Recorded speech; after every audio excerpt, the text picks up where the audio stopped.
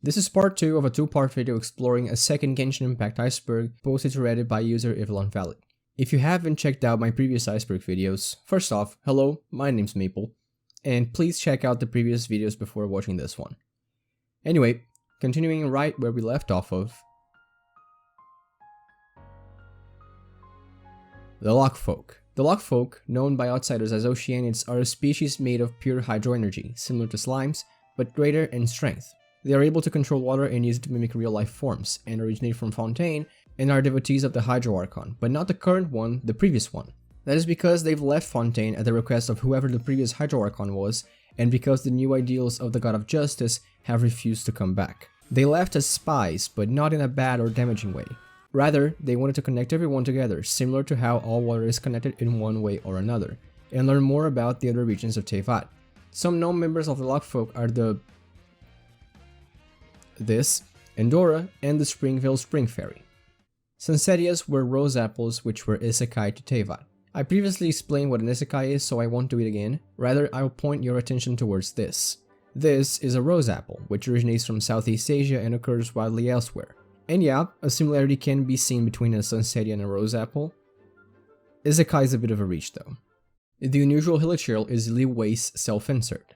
Li Wei is one of the co-founders of MiHoYo, the company behind the hit game Fly Me to the Moon, and also Genshin Impact. The unusual hilichurl, as is known the Menace of the Mansion, is a special type of hilichurl in Genshin Impact that only appears in certain areas of the map, 14 to be precise. In his mask, the Chinese symbol for Wei can be seen.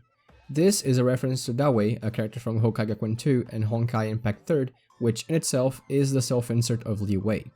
Some other aspects of the unusual hilichurl are also references to other MiHoYo games, such as Homu, the yellow plushie that he pulls out of his suitcase, being a direct reference to Hokage Gakuen 2 and Hokkai Impact 3rd. Homu being the doll first used by a character called Bronia, and later on turning into a sort of worldwide mascot. What the fuck am I looking at? And the cabbages he uses in drops referencing Honkai Impact 3rd's mascot, Ai-chan, whose hairstyle and hair color is similar to the look and color of a cabbage. Dottoro's human experiments.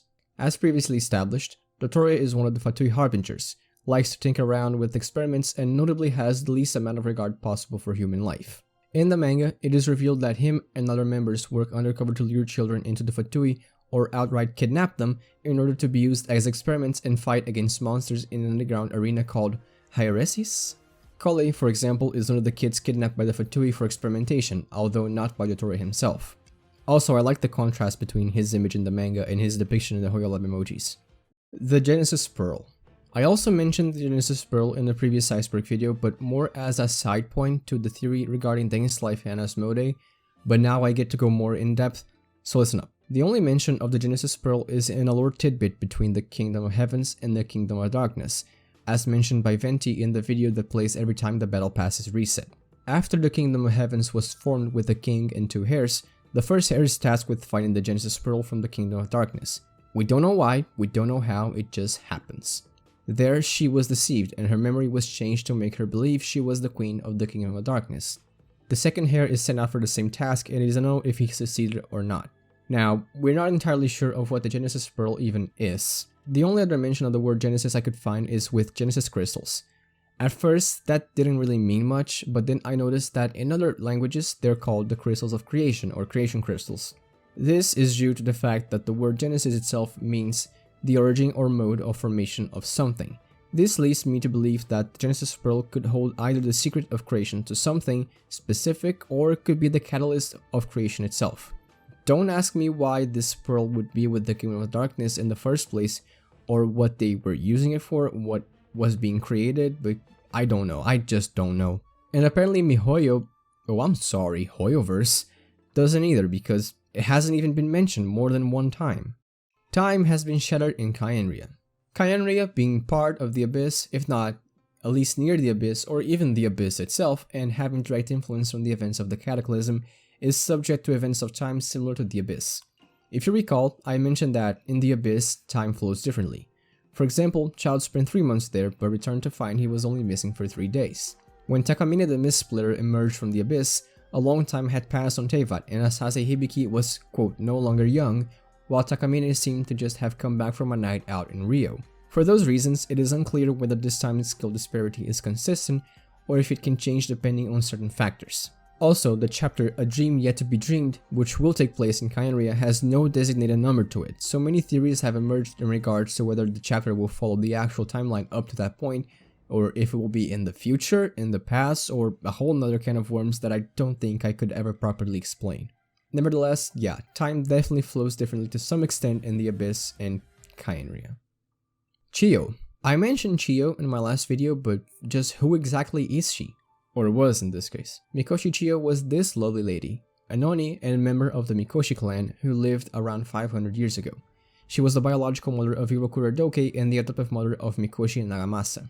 She was a close and valuable ally of the Raiden Shogun and campaigned with her against the dark forces that emerged during the Cataclysm.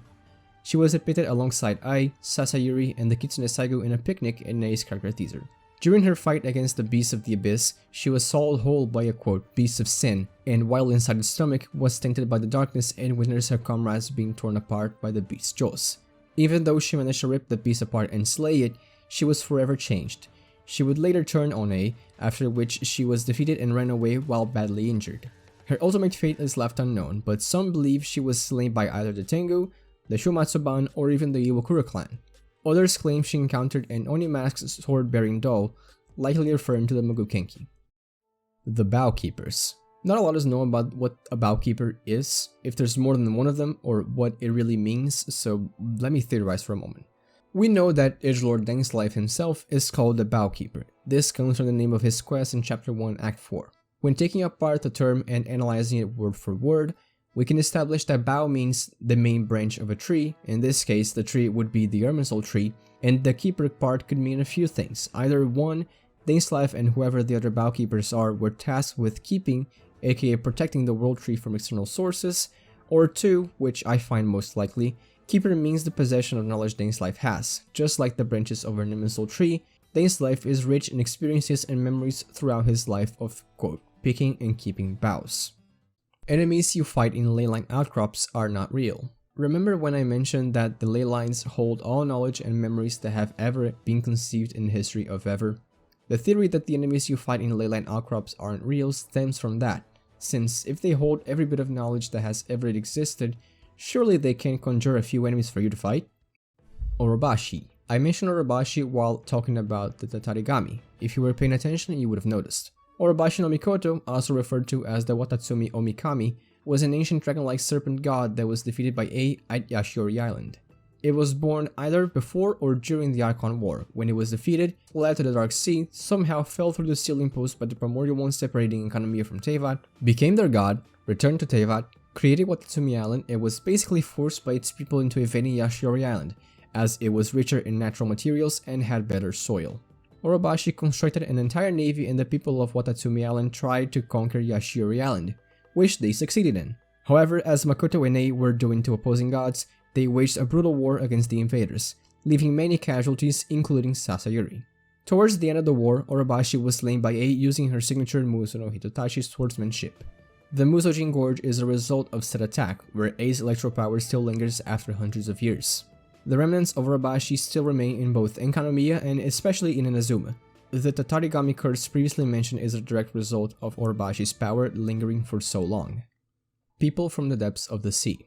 This refers to the people of Enkanomiya who went to live in Watatsumi Island under the care of Orobashi, as I just stated. There's not much to it. Dead gods' corruption. In my previous video, I explained how gods can truly die. Their spiritual form has to remain in some way even if their physical vessel gets destroyed. However, if the god that eventually gets quote-unquote killed was an evil or cursed god, as was the case with Orobashi for example, their power flows outwards and manifests as curses, corrupts the land around them or anyone who comes into contact for that matter, wherein their physical form is shattered. This is further supported by an entry in the Staff of Homa. It states that the evil miasma from fallen gods would corrupt citizens, and that it was probably the original founders of Wangshang who pioneered a ritual to burn and purify corpses, reducing them to ashen butterflies, which explains why Hu Tao with the Staff of Homa is so strong. Magukenki was a samurai transformed into a machine. Magukenki has been, to me, so far, one of the coolest bosses introduced to the game. However, nowhere was I able to find anything that supports the theory of it being a samurai transformed into a machine. The closest I got was its archive description, which describes it as a disciplined mechanical swordsman made using the memories of the first generation master of a certain sword school. However, it malfunctioned, lost control, and was ultimately discarded. So even though memories were used to create Makukenki, it doesn't seem like any sort of physical body was used. Also, this is just speculation, but Makukenki uses a specific combat style which the Iwakura clan also uses. So while it's not confirmed, maybe they just thought creating a mechanical samurai out of a dead samurai would be way easier than just mimicking the fighting style. But again, not confirmed.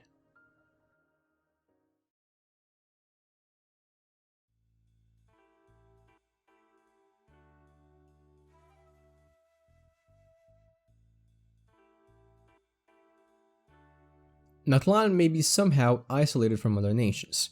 I don't know if this is the case, I don't really think it is, but at the same time, the theory makes some sense.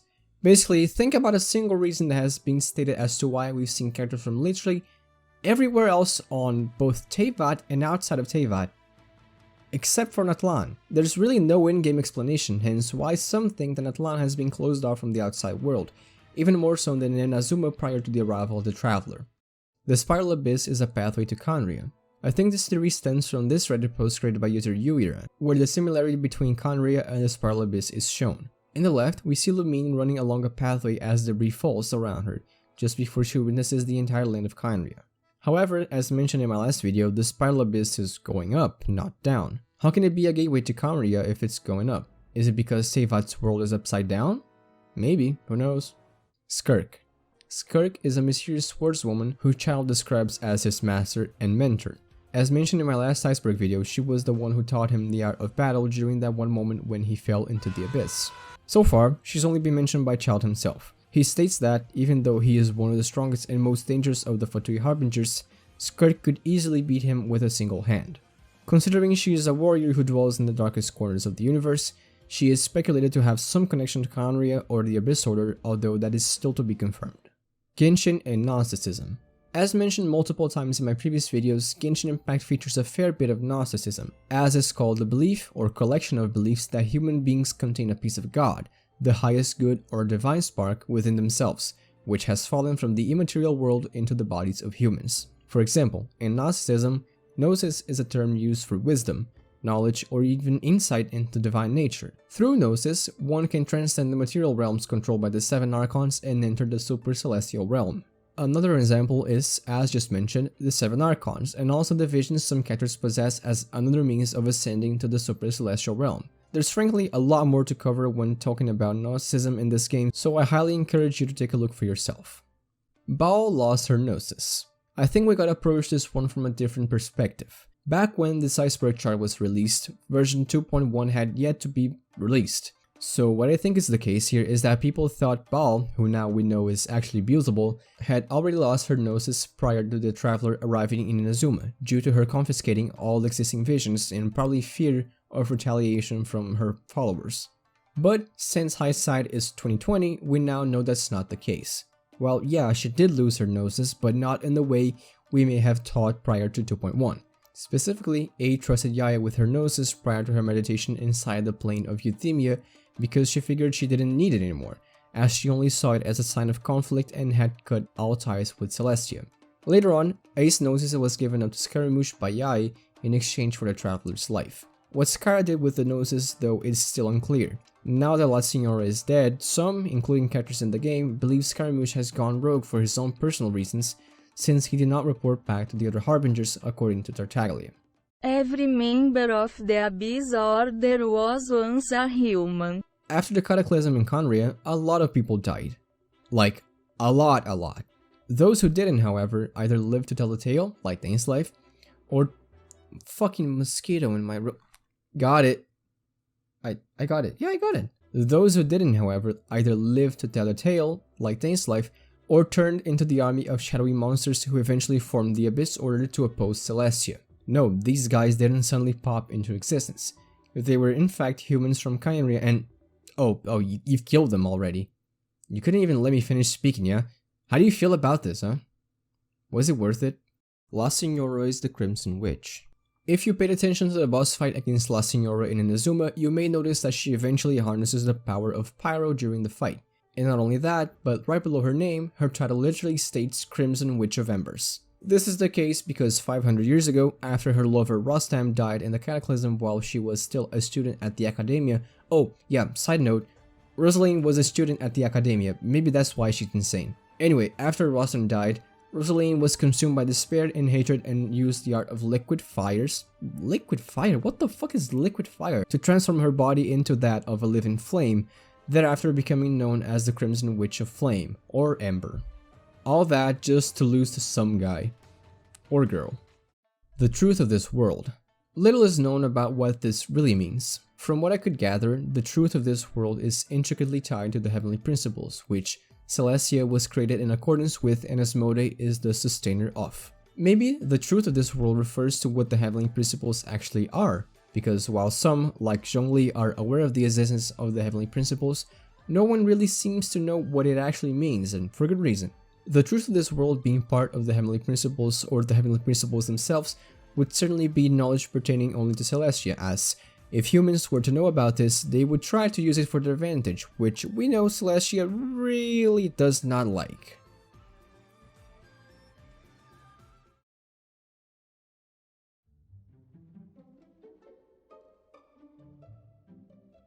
Teyvat does not have a horizon line. The term horizon line is often used as a physical or visual boundary where the sky separates from land or water.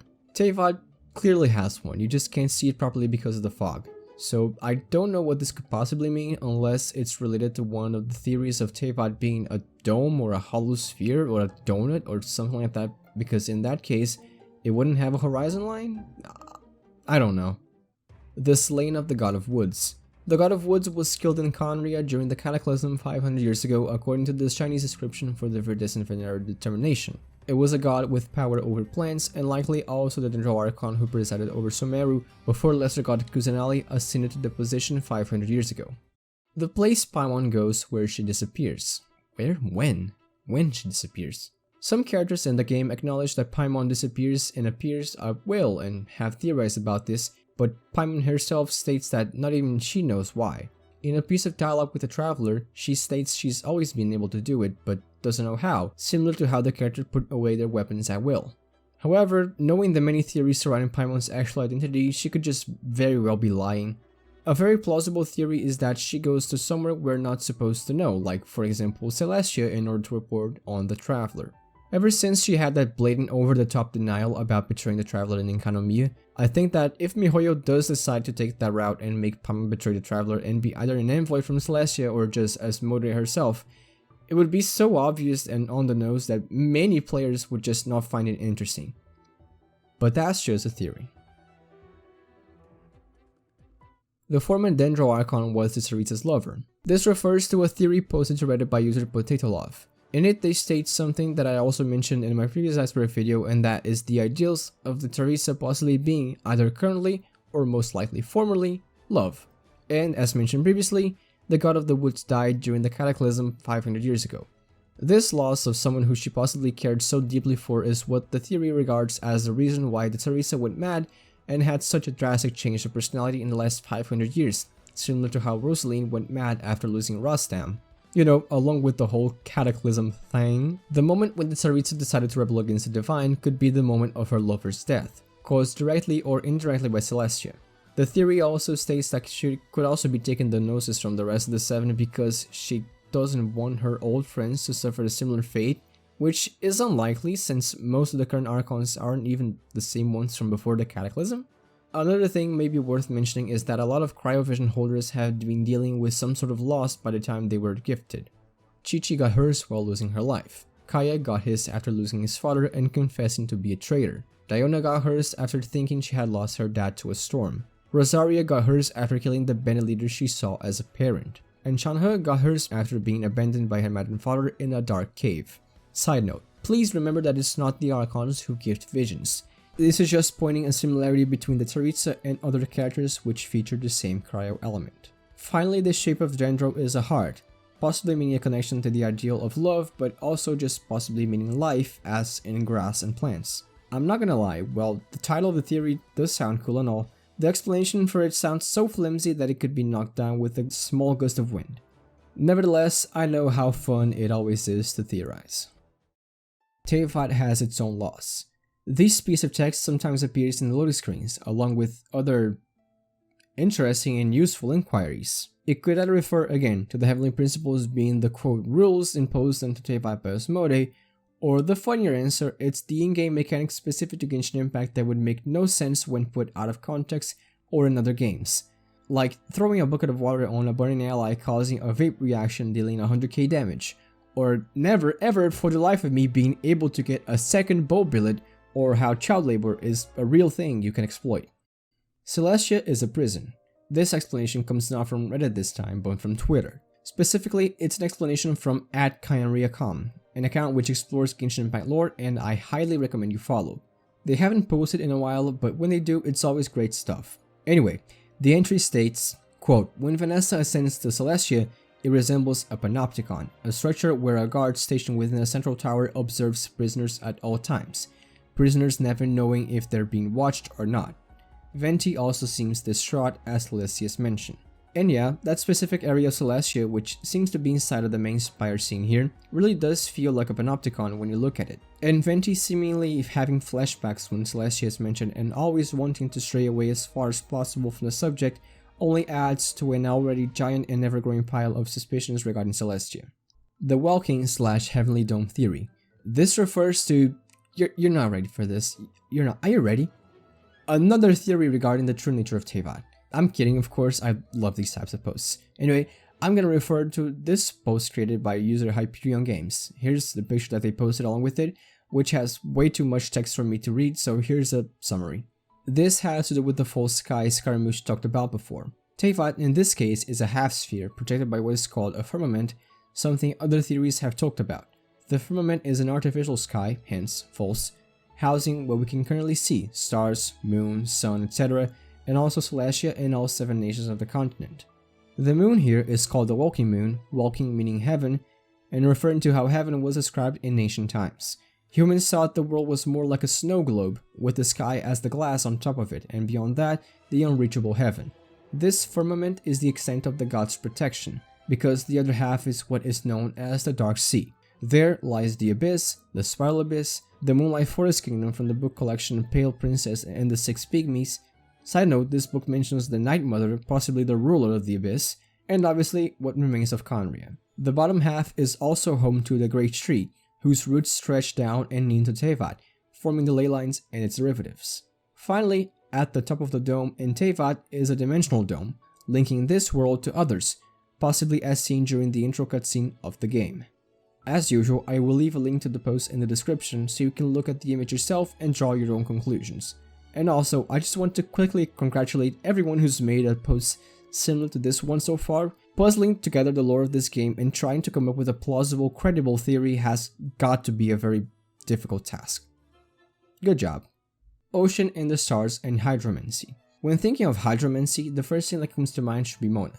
She combines her astrology skills with Hydromancy, which is somewhat of a challenging topic to properly explain. According to Mona's character story 2, quote, Mona's astrology utilizes hydromancy, and she once explained the underlying principles thusly. It is people's fate that shines in the night sky, and though its reflection in water is but an illusion, it reveals the truth nonetheless. So what happens here is as follows. Hydromancy is often described as an ability to gain insight into a question or situation using water. In this case, it's a type of astrology where Mona looks into the reflection of the sky in the water, and utilizes its reflection to reveal the truth about people's fates, possibly through constellations which are very common in Mona's character, hence making a connection between hydromancy and a supposed ocean and the stars. Chess theory. I also went a bit over this in my previous Iceberg video. Basically, the theory associates every Gnosis in Genshin Impact with chess piece, something which can be seen in their designs. The pieces in this case are the pawns employed by Asmodee to protect Teyvat, which by the way is another mention of Gnosticism in the game. Well done, Genshin Impact, 1+ Gnostic points for you. However, you don't play chess with only 7 pawn pieces, you need a total of 8. That's where the many theories of who this 8th Archon is come in. Is it Paimon? Is it Isaroth? Is it someone we still haven't met but will eventually? Or is it famous actor and Fortnite self-insert Dwayne "The Rock" Johnson. Unfortunately, we can only speculate. Hollow Earth Teyvat. This entry refers to yet another one of the many theories regarding what Teyvat's world actually is. I found this image on Reddit, posted by user Stella1310, which states, a very interesting conjecture from the Chinese online community NGA, where some Chinese players believe that Celestia is the planet's core and the Abyss is the universe. Now, I don't think that you should always do this for video games, but explaining this with accurate physics would prove to be an actual headache. In this case, the most glaring issue is, where's the point of gravity? And also, if Celestia really is in the center of the Hollow Earth, it should always, without exception, be exactly on top of us, instead of pointing in different directions based on where the player is standing. I think these commenters put my thoughts better. Either way, I don't think this is real. The Loom of Fate. The Loom of Fate is a section in both Traveler's character stories that has yet to be unlocked. Due to this, many have theorized on what it means. I'll be taking an explanation directly from a Reddit posted by user LEOO, seen here. The theory focuses primarily on version 1.4, specifically Chapter 1 Act 4, We Will Be Reunited, and some voice lines from Fischl. Ellie remarks that Genshin Impact puts a lot of importance on fate, specifically how if fate wants something to happen, it will happen. Plus, fates are also mentioned in the in-game currency used to obtain characters, remember this, and like the Genesis crystals mentioned before, have a meaning to them. In Chapter 1 Act 4, We Will Be Reunited, the Traveler was first introduced to an Abyss operation with the keyword Loom of Fate by Dingslife. Ellie admits that they have no clue on what the Loom of Fate definitely means, but due to the definition of a loom being an apparatus for making fabric by weaving yarn or thread, one possible meaning is that the Loom of Fate is, in a way, a device that ties every fate in Teyvat together and processes how they interact. Ellie also mentions that Fischl features some voice lines of interest, specifically, "The threads of your fate lie in my hands. Let it be known that I, the Prinzessin der Verurteilung, sovereign of the Immernachash, have peered forth with my leftmost eye into the tapestry of fate that doth make up the universe, and beheld its every warp, weft, and dangling orphaned thread. For with my left eye, the Aug der Verurteilung, which sees the threads of fate, I will surely keep you from harm." Now, yes, Fischl is a little bit delusional, but we really don't have much else to go off of. The Tapestry of Fate mentioned by her would be the product of a loom, the Loom of Fate, which weave together every fate in Teyvat and made possible for the Traveler and Fischl's fates, along with all the other characters you've earned and everyone else's, to weave together. Additionally, at the end of the Teyvat chapter storyline preview, Dingslife also states, "Then, the threads of all fate will be yours to reweave." Maybe this means we will be in possession of the Loom of Fate after Dingslife's little operation is complete, enabling the Traveler to either use it for their own gain or to fix whatever issues troubled Teyvat's past and would trouble Teyvat's future. Very, very interesting theory which I am really excited about. Physical Damage Catalyst. No, there's no catalyst weapon which specifically deals physical damage. Really, what did you expect? However, there is a catalyst which deals physical damage through a passive, specifically the Eye of Perception, which sometimes deals a pretty pathetic amount of physical damage when normal and charged attacks are used. How the hell does Baron Bunny move? Noelle, aka literally the best free-to-play character in the game that everyone has but not enough people appreciate, yes, I said it, no, I will not be taking questions, states that she knows about the contents of Amber's Baron Bunny in her Warning of Roses story. She never says what the contents are though, so maybe Amber's Baron Bunny is a regular plushie which moves on its own due to Amber's vision, which is maybe why she stopped counting them after the 893rd, or maybe due to some mechanical marvel that makes it move and explode. In one of Noelle's hangout events, however, she tries to create a Baron Bunny like the ones Ember uses, using crushed Valberries and Pyro Slimes. And while it does not explode nor attract the enemies, it is quite clearly moving. Huh? Erosion. Erosion is a general all-encompassing term for the process of getting mentally eroded or worn down by a combination of factors affecting someone's life, including natural memory loss as well as emotional loss or experiencing traumatic events. Basically, it's a person's gradual degradation over time, but a little more serious than just normally aging. Erosion is not limited to common humans. We know this because Zhongli himself suggests that erosion was one of the main motivations for stepping down from his position as an Archon, and because Azhdaha was extremely susceptible to erosion. It is also tied to the Heavenly Principles, another suspicion confirmed by Zhongli. In the second act of his story quest, he suggests that the erosion he has suffered was, quote, imposed on him by the heavenly principles. Also in the second act of his story quest, Kunjin mentions that even though Morax shared some of his power in order to fight Ajdaha's erosion, it was all for naught since it's literally bound by destiny to happen. Or fate, if you want to call it that. Being tied to the heavenly principles, it would explain why erosion happens to literally every being, not just common humans. Eventually, erosion will result in the loss of consciousness and sense of self, making a being more irritable and prone to explosive fits of rage. As a result, the more powerful a being is, the more dangerous they become under the effects of erosion. One prime example of this, as mentioned before, Ajdaha.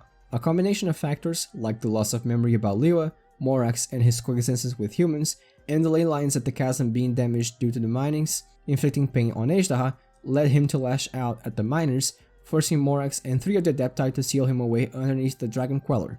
Although he was willingly sealed away, the erosion also raised what remained of his memory of that moment, leading him to believe Morax is a tyrant. So yep, erosion is pretty bad.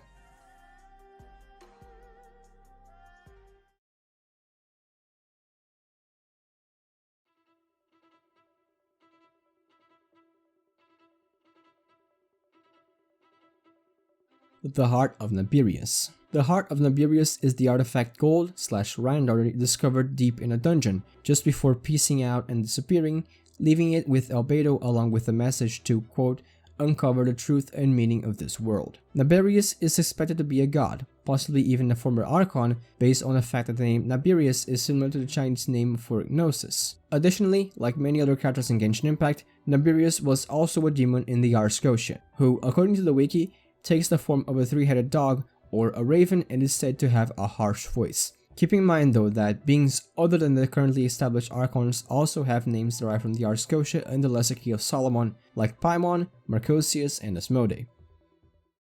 Song of the Seelie.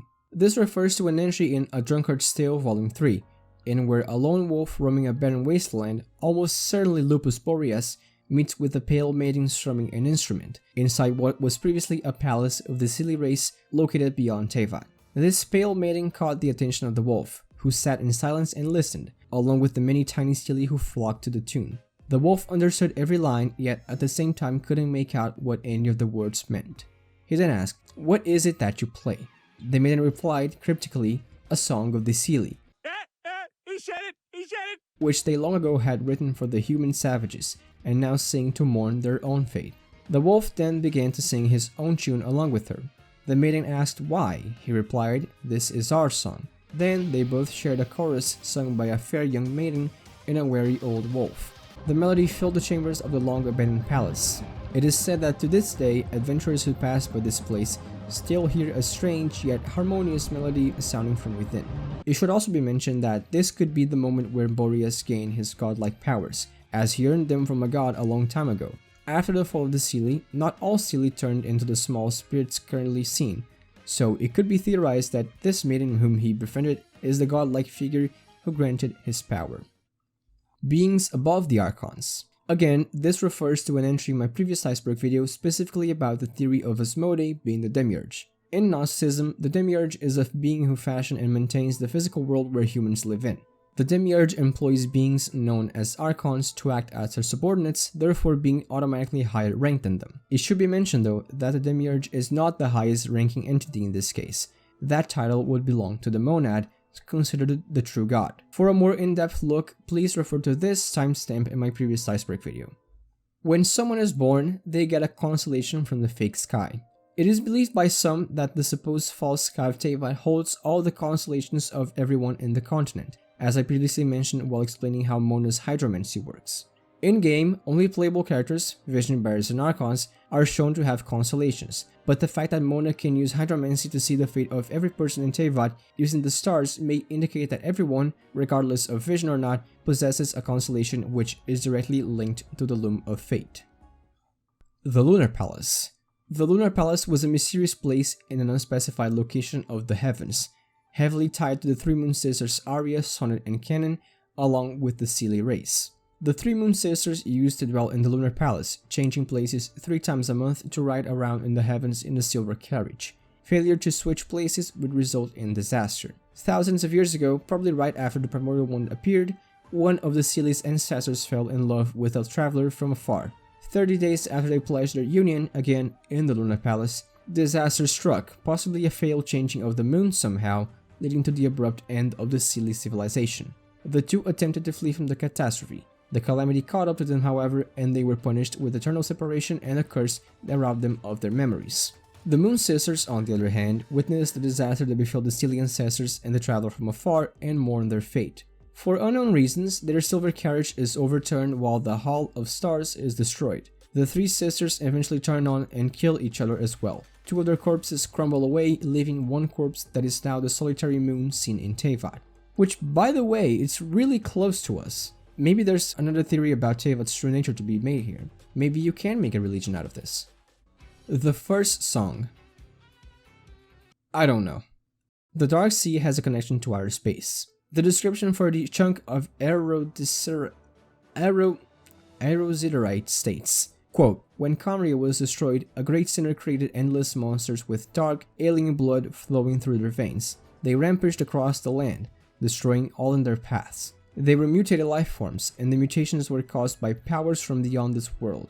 The black serpentine dragon Durin that attacked Mondstadt was one such mutated being." The description explicitly states, quote, "powers from beyond this world," which can't possibly be referring to Khaenri'ah because, well, it happened in Khaenri'ah. It couldn't be referring to the Dark Sea either because Khaenri'ah itself is a part of the Dark Sea.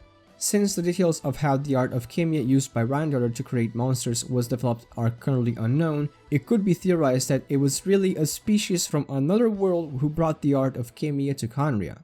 And also, this is unrelated to what I just said, but take a look at the image of the dome Teyvat again. Here, it is apparent that, due to not possessing the same protective dome as Teyvat does, which acts as the atmosphere for our world, the Dark Sea, and the entirety of the Abyss, has a direct connection to outer space.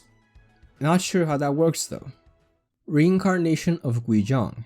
This will be a long one, but please hear me out, as this is one of the most interesting theories I've ever heard about Genshin Impact. Many different theories have risen regarding the possibility of Guizhong's reincarnation.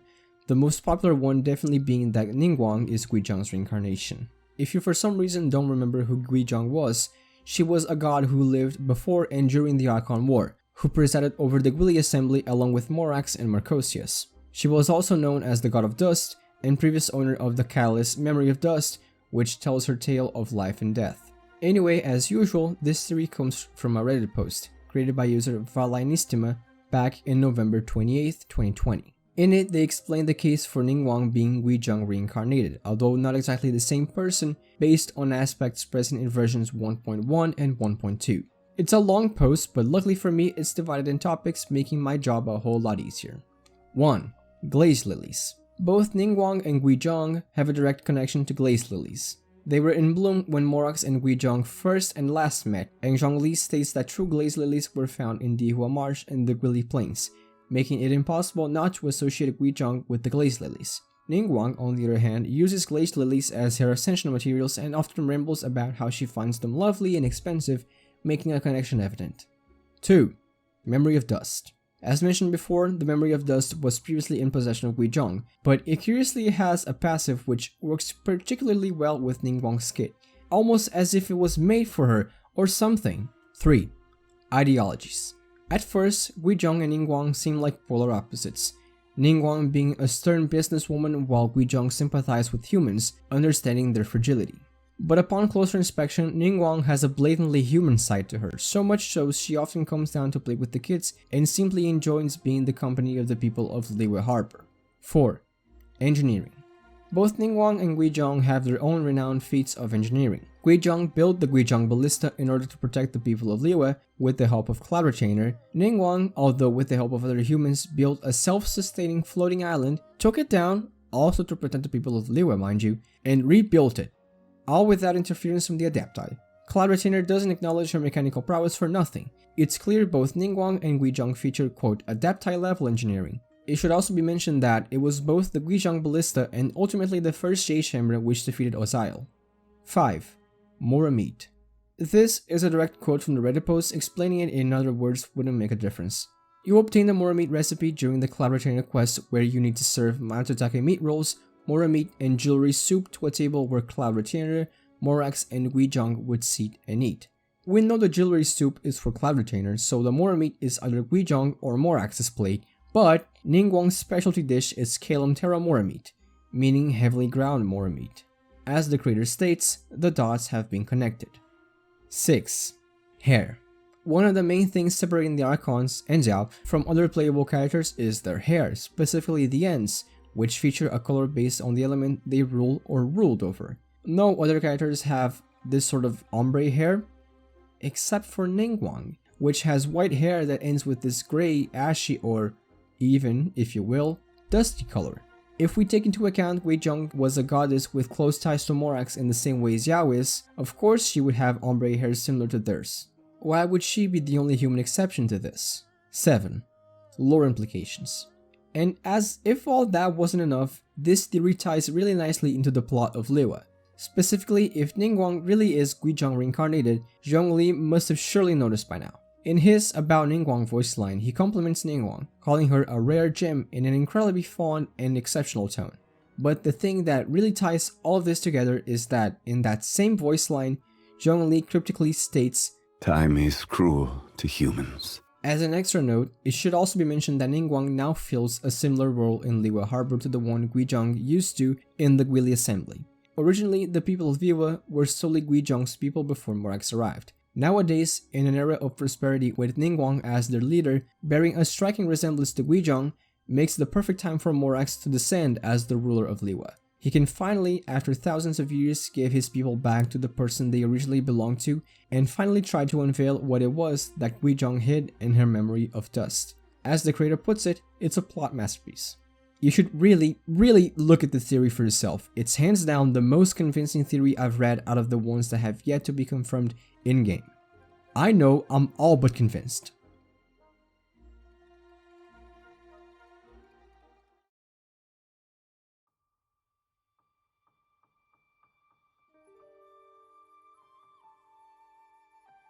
The impact of the original god. Okay, I've been itching to talk about this for the entire video and it's finally here. Obviously, the term original in this case means first, and since the Iceberg was made way back in 2021, Enkanomiya had obviously not been released. So what this entry could be referring to is whoever the oldest god or celestial entity or whatever that we have currently knowledge of was.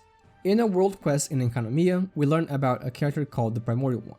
This Primordial One is mentioned extremely early in the timeline constructed by the wiki, allegedly come to Teyvat from another world during the reign of the 7 sovereigns. We now know this pretty easily, but before Enkanomiya was released, the only clues we had to go off of whoever the oldest god supposedly was were the carvings on the sundials in Mondstadt, which allude to a character called Istaroth. And even then, we now know Istaroth can't possibly be the Primordial One because 1. Istaroth possibly helped the Primordial One as stated in Before Sun and Moon, and 2. This same book explicitly states that the only possible candidate so far for the title of Primordial One is someone called Phanes.